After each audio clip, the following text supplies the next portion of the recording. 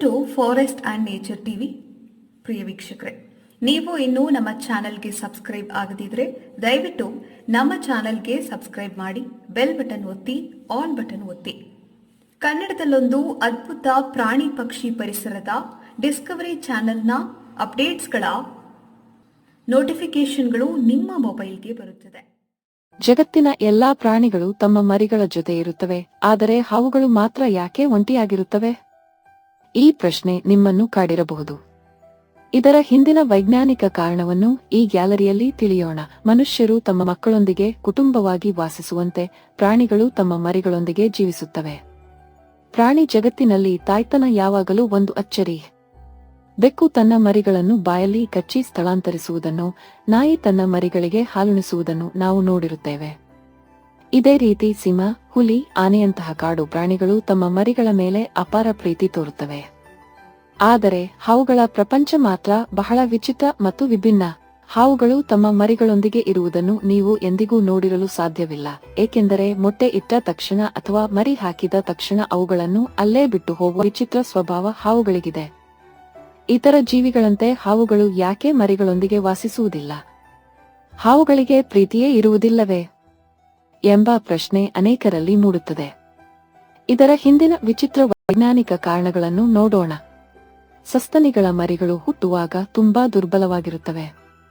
ತಾಯಿಯ ಆರೈಕೆ ಮತ್ತು ರಕ್ಷಣೆ ಇಲ್ಲದೆ ಅವು ಬದುಕಲಾರವು. ಆದರೆ ಹಾವುಗಳು ಸರೀಸೃಪ ರೆಪ್ಟೈಲ್ಸ್ ಜಾತಿಗೆ ಸೇರಿದವು. ಇವುಗಳ ಮರಿಗಳು ಹುಟ್ಟುವಾಗಲೇ ಅಥವಾ ಮೊಟ್ಟೆಯಿಂದ ಹೊರಬಂದ ತಕ್ಷಣವೇ ಸಂಪೂರ್ಣವಾಗಿ ಸ್ವಾವಲಂಬಿಯಾಗಿರುತ್ತವೆ. ಅವುಗಳಿಗೆ ಬೇಕಾದ ಬೇಟೆಯಾಡುವ ಕೌಶಲ್ಯ, ಆತ್ಮರಕ್ಷಣೆಯ ಪ್ರವೃತ್ತಿ ಮತ್ತು ವಿಷಕಾರಿ ಗುಣಗಳು ಹುಟ್ಟಿನಿಂದಲೇ ನೈಸರ್ಗಿಕವಾಗಿ ಬಂದಿರುತ್ತವೆ. ಆದ್ದರಿಂದ ಅವುಗಳಿಗೆ ತಾಯಿಯ ಆರೈಕೆಯ ಅಗತ್ಯವಿರುವುದಿಲ್ಲ. ಹಾವುಗಳಿಗೆ ಸಸ್ತನಿಗಳಂತೆ ದೀರ್ಘಕಾಲದ ತಾಯ್ತನದ ಪ್ರೀತಿಯ ಭಾವನೆ, ಮೆಟರ್ನಲ್ ಇನ್ಸ್ಟಿಂಕ್ಟ್, ಮೆದುಳಿನಲ್ಲಿ ಇರುವುದಿಲ್ಲ. ಜೊತೆಗೆ ಹಾವುಗಳು ಸಾಮಾನ್ಯವಾಗಿ ಹಸಿದಿರುವಾಗ ಎದುರಿಗೆ ಚಲಿಸುವ ಯಾವುದನ್ನಾದರೂ ಆಹಾರವಾಗಿ ನೋಡುವ ಗುಣವನ್ನು ಹೊಂದಿರುತ್ತವೆ. ಮೊಟ್ಟೆಯೊಡೆದು ಹೊರಬರುವ ಮರಿಗಳು ಚಲಿಸುವುದನ್ನು ನೋಡಿ ಹಸಿದಿರುವ ತಾಯಿ ಹಾವೇ ತನ್ನ ಸ್ವಂತ ಮರಿಗಳನ್ನು ತಿಂದು ಬಿಡುವ ಅಪಾಯ ನೈಸರ್ಗಿಕವಾಗಿ ಇದೆ. ಇದನ್ನು ತಪ್ಪಿಸಲೇ ಮರಿಗಳು ಹೊರಬರುವ ಸಮಯದಲ್ಲಿ ತಾಯಿ ಹಾವು ಅಲ್ಲಿಂದ ದೂರ ಹೋಗಿಬಿಡುತ್ತದೆ. ಸ್ಪಷ್ಟವಾಗಿ ಹೇಳುವುದಾದರೆ, ಹಾವುಗಳ ಜಗತ್ತಿನಲ್ಲಿ ಬದುಕುಳಿಯುವುದು ಮತ್ತು ತಿನ್ನುವುದು ಈ ಎರಡೇ ಮುಖ್ಯ. ಅದರ ಜೀನ್ಗಳಲ್ಲಿಯೇ ಪ್ರಕೃತಿ ಹಾಗೆ ರೂಪಿಸಿದೆ. ಒಂದು ಹಾವು ಮರಿ ಹಾಕಿ ಭವಿಷ್ಯದಲ್ಲಿ ಅದೇ ಮರಿ ಎದುರಿಗೆ ಬಂದರೂ ತಾಯಿ ಹಾವು ಹಸಿದಿದ್ದರೆ ಅದನ್ನು ಒಂದು ಆಹಾರವಾಗಿಯೇ ನೋಡುತ್ತದೆ. ಅದಕ್ಕೆ ತನ್ನ ಮರಿ ಎಂಬ ಅರಿವು ಇರುವುದಿಲ್ಲ. ಇದೇ ಪ್ರಕೃತಿಯ ನಿಯಮ. ಇದರಲ್ಲಿ ಕೆಲವು ಆಶ್ಚರ್ಯಕರವಾದ ವಿನಾಯಿತಿಗಳು ಇವೆ. ಜಗತ್ತಿನಲ್ಲೇ ಗೂಡು ಕಟ್ಟಿ ಮೊಟ್ಟೆ ಇಡುವ ಏಕೈಕ ಹಾವು ರಾಜ ನಾಗರ ಕಿಂಗ್ ಕೋಬ್ರಾ. ಮೊಟ್ಟೆಗಳನ್ನು ಇತರ ಶತ್ರುಗಳಿಂದ ರಕ್ಷಿಸಲು ಅದು ಗೂಡು ಕಟ್ಟಿ ಮೊಟ್ಟೆಗಳು ಒಡೆಯುವವರೆಗೂ ಸುಮಾರು 60 ದಿನಗಳಿಗಿಂತ ಹೆಚ್ಚು ಕಾಲ ಉಪವಾಸವಿದ್ದು ಕಾವಲು ಕಾಯುತ್ತದೆ. ಆದರೆ ಮರಿಗಳು ಮೊಟ್ಟೆಯೊಡೆದು ಹೊರಬರುವ ಸಮಯದಲ್ಲಿ ಹಸಿವಿನಿಂದ ತನ್ನ ಮರಿಗಳನ್ನೇ ತಾನು ತಿನ್ನಬಾರದು ಎಂದು ಅಲ್ಲಿಂದ ಹೊರಟು ಹೋಗುತ್ತದೆ.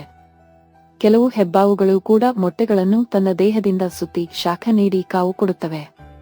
ಒಟ್ಟಾರೆಯಾಗಿ ಹಾವುಗಳು ತಮ್ಮ ಮರಿಗಳನ್ನು ಬಿಟ್ಟು ಹೋಗುವುದು ಪ್ರೀತಿ ಇಲ್ಲದ ಕಾರಣಕ್ಕಲ್ಲ, ಬದಲಾಗಿ ಪ್ರಕೃತಿಯ ಬಲಿಷ್ಠವಾದದ್ದು ಬದುಕುಳಿಯುತ್ತದೆ ಎಂಬ ಸಿದ್ಧಾಂತದ ಪ್ರಕಾರ ಮರಿಗಳು ಸ್ವತಂತ್ರವಾಗಿ ಬದುಕಲು ಕಲಿಯಬೇಕು ಎಂಬುದು ಆಗಿದೆ.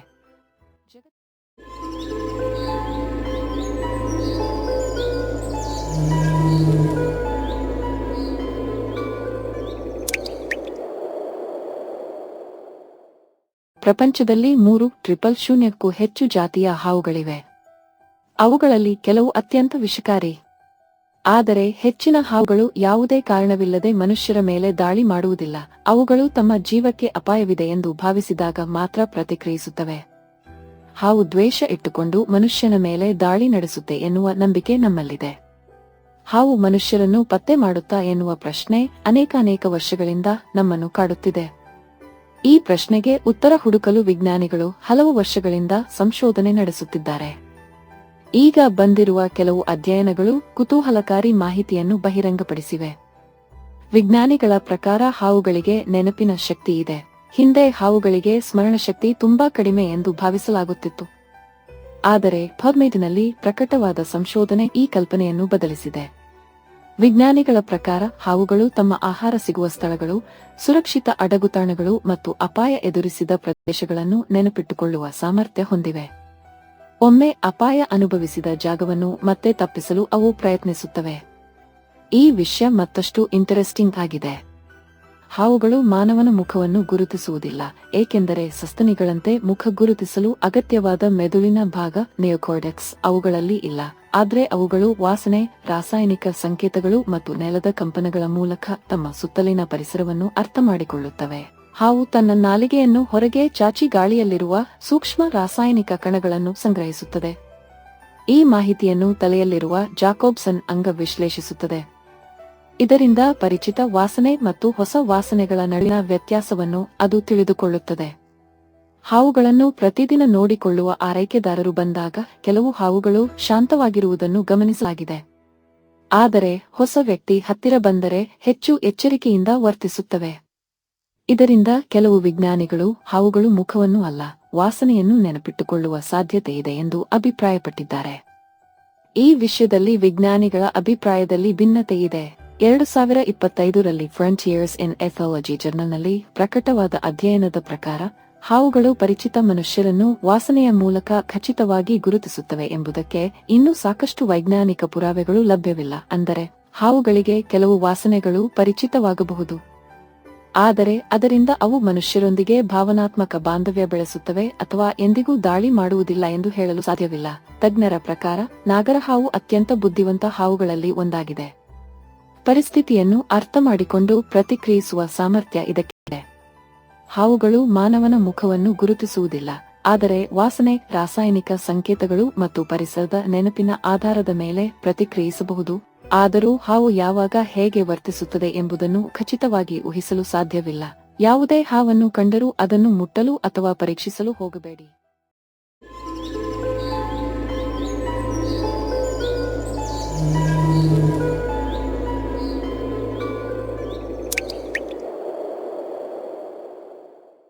ಮೊಟ್ಟೆ ಎಂದರೆ ಪೌಷ್ಟಿಕಾಂಶಗಳ ಭಂಡಾರ.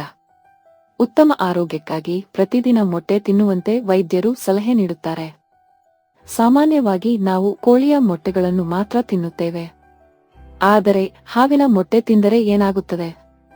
ಮನುಷ್ಯ ಸಾಯುತ್ತಾನೆಯೇ ಎಂಬ ಪ್ರಶ್ನೆ ಇತ್ತೀಚೆಗೆ ಸಾಮಾಜಿಕ ಜಾಲತಾಣಗಳಲ್ಲಿ ಸಾಕಷ್ಟು ಚರ್ಚೆಗೆ ಕಾರಣವಾಗಿದೆ.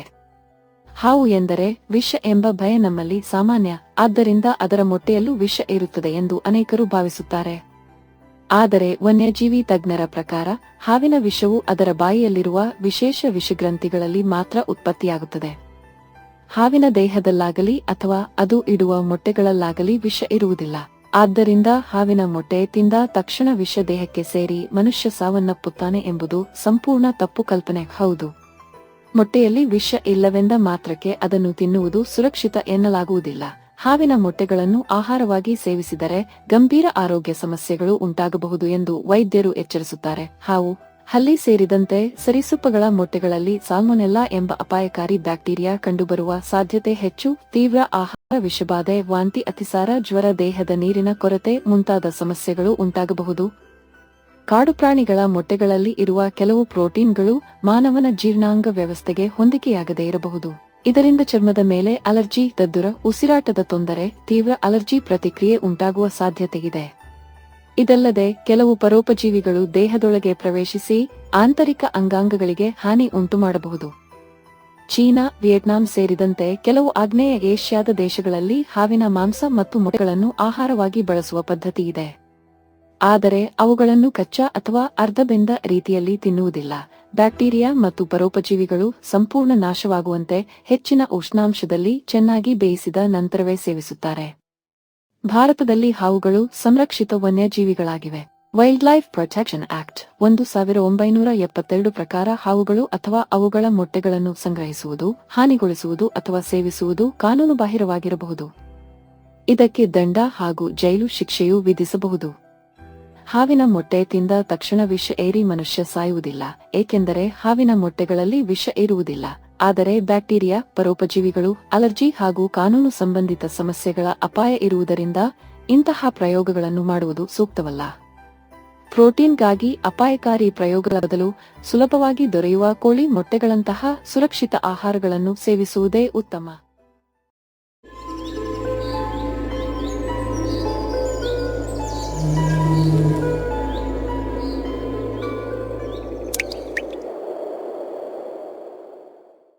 ಪ್ರಕೃತಿಯ ಅದ್ಭುತ ಸೃಷ್ಟಿಗಳಿಗೆ ಕೊನೆಯೇ ಇಲ್ಲ.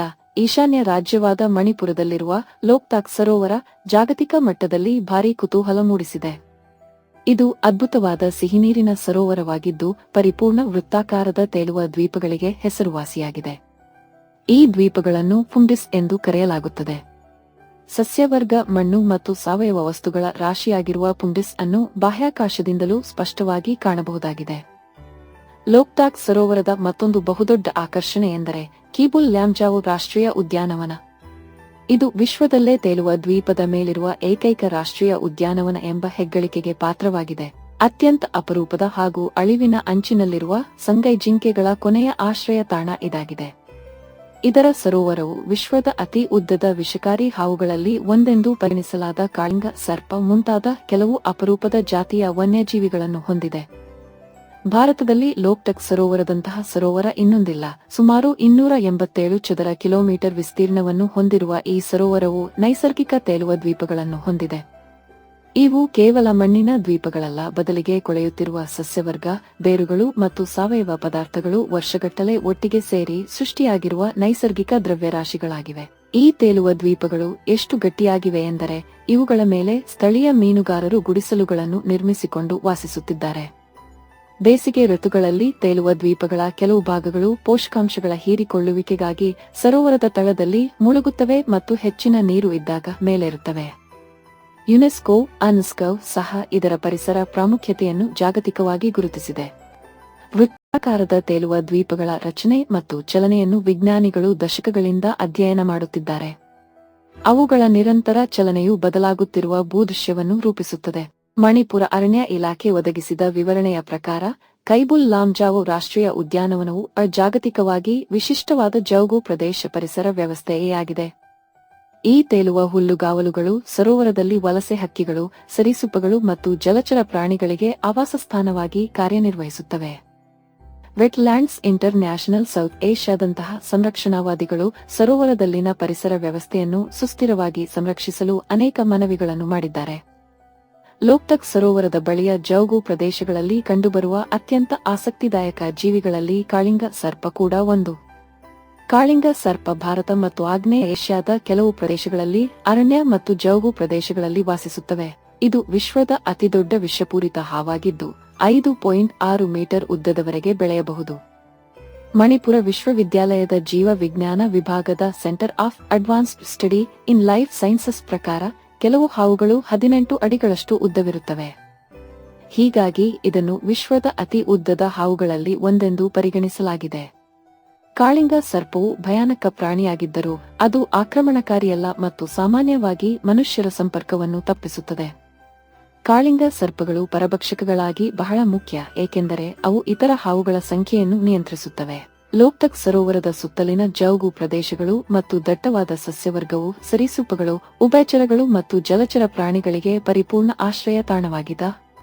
ಹೀಗಾಗಿ ಇದು ಭಾರತದ ಅತ್ಯಂತ ಜೀವವೈವಿಧ್ಯದ ಸ್ಥಳಗಳಲ್ಲಿ ಒಂದಾಗಿದೆ.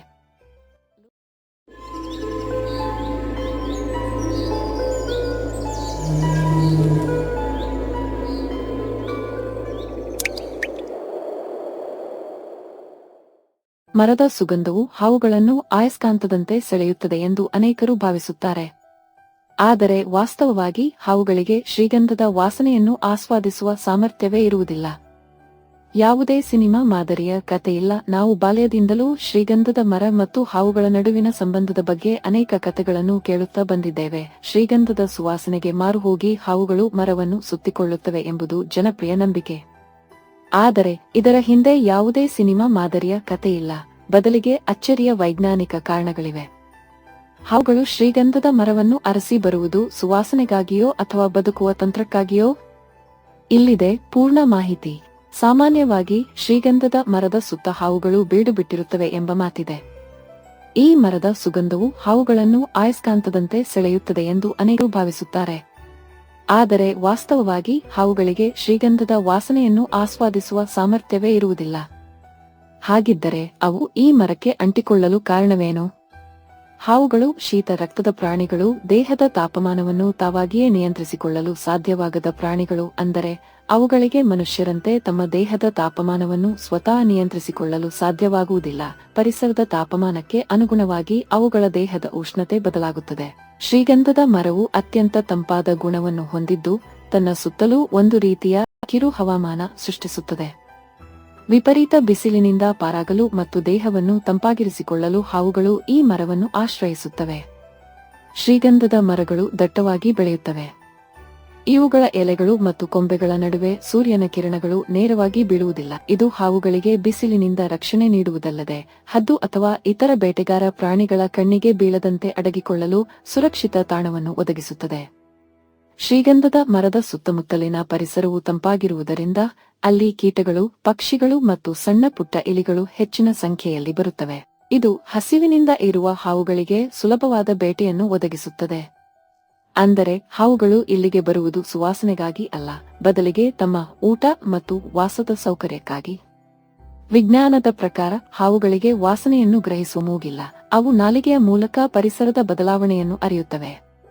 ಸಂಶೋಧನೆಗಳ ಪ್ರಕಾರ ಹಾವುಗಳು ಅತಿ ತೀಕ್ಷ್ಣವಾದ ವಾಸನೆಯಿಂದ ದೂರ ಓಡುತ್ತವೆಯೇ ಹೊರತು ಅದಕ್ಕೆ ಆಕರ್ಷಿತವಾಗುವುದಿಲ್ಲ. ಶ್ರೀಗಂಧದ ಮರವಿರುವಲ್ಲಿ ಮನುಷ್ಯರ ಓಡಾಟ ಕಡಿಮೆ ಇರುವುದು ಕೂಡ ಹಾವುಗಳು ಅಲ್ಲಿ ನೆಮ್ಮದಿಯಾಗಿರಲು ಒಂದು ಪ್ರಮುಖ ಕಾರಣವಾಗಿದೆ. ಹೀಗಾಗಿ ಶ್ರೀಗಂಧದ ಮರದ ಮೇಲೆ ಹಾವುಗಳಿರುವುದು ಕೇವಲ ಪ್ರಕೃತಿಯ ಒಂದು ಭಾಗ. ಅದು ಅಸ್ತಿತ್ವದ ಹೋರಾಟವೇ ಹೊರತು ಸುವಾಸನೆಯ ಮೋಹವಲ್ಲ. ಪ್ರತಿಯೊಂದು ಜೀವಿಯು ತನ್ನ ಬದುಕಿಗೆ ಪೂರಕವಾದ ಪರಿಸರವನ್ನು ಹುಡುಕುವಂತೆ ಹಾವುಗಳು ತಂಪು ಮತ್ತು ರಕ್ಷಣೆಗಾಗಿ ಶ್ರೀಗಂಧದ ಮರವನ್ನು ಆರಿಸಿಕೊಳ್ಳುತ್ತವೆ. ಮರದ